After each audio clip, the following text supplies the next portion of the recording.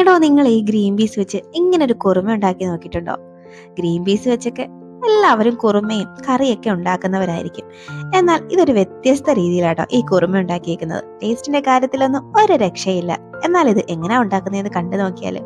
അതിനു മുന്നേ ഈ ചാനൽ ഇതുവരെയും സബ്സ്ക്രൈബ് ചെയ്തിട്ടില്ലെങ്കിൽ പ്ലീസ് ഒന്ന് സബ്സ്ക്രൈബ് ചെയ്ത് സപ്പോർട്ടോടെ ചെയ്തേക്കണേ. കൂടെ കാണുന്ന ബെല്ലൈക്കണിലെ ഓൾ തന്നെ മറക്കാതെ ഒന്ന് അമർത്തിയേക്കണേ. ഇത് മുഴുവൻ സ്കിപ്പ് ചെയ്യാതെ കണ്ടേക്കണേ. എന്നാൽ ഇത് എങ്ങനെയാ ഉണ്ടാക്കുന്നതെന്ന് കണ്ടു നോക്കാം. അതിനായി ആദ്യമേ ഒരു മസാല ഒന്ന് റെഡിയാക്കണം. അതിനായി ഒരു മിക്സിയുടെ ജാറിലേക്ക് ഒരു അരക്കപ്പ് തേങ്ങയും കുറച്ച് കാഷ്നട്ട് ഇട്ട് കൊടുത്തിട്ടുണ്ട് കേട്ടോ. അത് കുറച്ച് വെള്ളം കൊണ്ട് ചേർത്തോണ്ട് ഇതുപോലെ അരച്ചങ്ങോട്ടങ്ങ് മാറ്റി വെക്കാം. ഇനി ഒരു കുക്കർ ഒന്ന് എടുത്ത് അടുപ്പത്തേക്ക് വെച്ച് അതിലേക്ക് ഒരു ടേബിൾ സ്പൂൺ ഓയിൽ ഒന്ന് ആഡ് ചെയ്ത് കൊടുക്കാം. ഓയിൽ ഒന്ന് ചൂടായി വരുമ്പോഴേക്കും അതിലേക്ക് ഞാൻ നമ്മുടെ സ്പൈസസ് ഒക്കെ അങ്ങോട്ട് ഇട്ട് കൊടുക്കാം. ഒരു വയണയിലയും ഒരു ടീസ്പൂണോളം വലിയ ജീരകം, ഒരു പട്ടയും 2 കഷ്ണം ഗ്രാമ്പും ഇട്ടിട്ടുണ്ട്. ഏലക്ക ഞാൻ ചേർത്തിട്ടില്ല. ഏലക്ക വേണമെങ്കിൽ അതും ചേർക്കാം. ചേർത്ത് ഇതൊന്ന് ചെറുതായിട്ടൊന്ന് റോസ്റ്റ് ആക്കി എടുക്കാം. ഇനി അതിലേക്ക് ഒരു വലിയ സവാള ഇതുപോലെ പൊട്ടിയായിട്ട് അരിഞ്ഞങ്ങ് ചേർത്ത് കൊടുക്കാം. കൂടെ ഒരു ടേബിൾ സ്പൂണോളം ഇഞ്ചിയും വെളുത്തുള്ളിയും ചെറുതായിട്ട് അരിഞ്ഞതും കൂടെ ചേർത്ത് ഒന്നങ്ങ് വഴറ്റിയെടുക്കാം. ഒരുപാടിട്ട് കളർ മാറുന്നവരെ ഒന്നും വഴറ്റിയെടുക്കേണ്ട. അതാണ്ട് ഇതുപോലെ ഒന്ന് ചെറുതായിട്ടൊന്ന് വെന്ത് വന്നാൽ മതിയാവും. ഇനി ഇതിലേക്ക് ഒരു വലിയ തക്കാളി മിക്സിയുടെ ജാറിലിട്ട് ഒന്ന് അടിച്ചെടുത്തതാട്ടോ. അതും കൂടെ അങ്ങോട്ട് ചേർത്ത് കൊടുക്കാം. തക്കാളി ചെറുതാണെങ്കിൽ 2 എടുക്കണം കേട്ടോ. ഇനി ഇതിന്റെ പച്ചമണമൊക്കെ ഒന്ന് മാറുന്നവരെയും ആ തക്കാളി ഒന്ന് വെന്ത് വരുന്നവരെയും ഒന്നങ്ങ് വഴറ്റിയെടുക്കാം. പെട്ടെന്ന് തന്നെ റെഡിയാവും. പ്രത്യേകിച്ച് കുക്കറിൽ വെക്കുന്നതുകൊണ്ട് ഒരുപാടിട്ട് വേവിക്കേണ്ട ആവശ്യമൊന്നുമില്ല കേട്ടോ.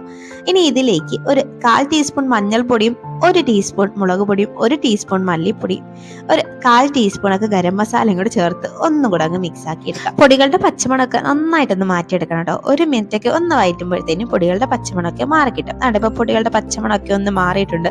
ഇനി ഇതിലേക്ക് നമ്മളിവിടെ സോക്ക് ചെയ്ത് വെച്ചിരുന്ന നമ്മുടെ ഗ്രീൻ പീസും കൂടെ ചേർത്ത് കൊടുക്കാം. ഞാനിവിടെ ഗ്രീൻ പീസ് ഓവർനൈറ്റ് കുതിർത്ത് വെച്ചതാട്ടോ. അതൊന്ന് കഴുകി എടുത്തതാണ്. ഇതൊരു 1.5 കപ്പ് ഉണ്ടാവും. അതും കൂടെ ചേർത്ത് ഇനി ഇതിലേക്ക് ഞാനൊരു പൊട്ടറ്റോ അരിഞ്ഞ് ചേർക്കുന്നുണ്ട് കേട്ടോ. പൊട്ടറ്റോ നിങ്ങൾക്ക് വേണമെങ്കിൽ സ്കിപ്പ് ചെയ്യാം, പക്ഷെ ചേർത്താൽ ഒരു നല്ലൊരു ടേസ്റ്റ് ആട്ടോ. അപ്പൊ പൊട്ടറ്റോ അത്യാവശ്യം വലുതായിട്ട് തന്നെ ഞാൻ അങ്ങോട്ട് അരിഞ്ഞിട്ടുണ്ട്. അത് ചേർത്ത് ഒന്നും കൂടി മസാലയായിട്ട് അങ്ങോട്ടങ്ങ് യോജിപ്പിച്ചെടുക്കാം.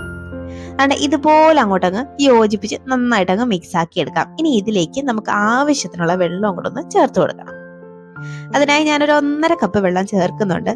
ഈ വെള്ളം കൂടെ ചേർത്ത് ഇത് നല്ലപോലെ അങ്ങോട്ടങ്ങ് മിക്സ് ആക്കി എടുക്കാം.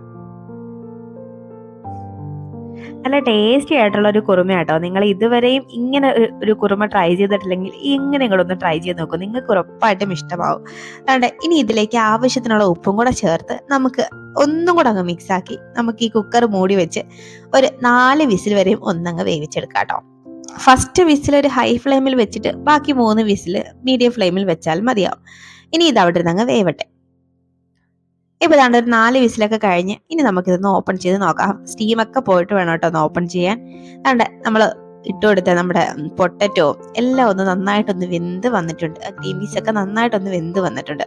ഇനി ഈ സമയം ആ പൊട്ടറ്റോ ഒക്കെ ചെറുതായിട്ടൊന്ന് സ്മാഷ് ചെയ്ത് കൊടുക്കുന്നുണ്ട്. വേണമെങ്കിൽ ചെയ്താൽ മതിയാവും. ഇനി നമുക്ക് വീണ്ടും ഫ്ലെയിം ഒന്ന് ഓണാക്കി അതിലേക്ക് നമ്മൾ അരച്ച് മാറ്റി വെച്ചേക്കുന്ന തേങ്ങയുടെ മിക്സും കൂടെ അങ്ങോട്ട് ചേർത്ത് കൊടുത്ത് ഒന്നും കൂടെ അങ്ങ് മിക്സ് ആക്കി എടുക്കാം.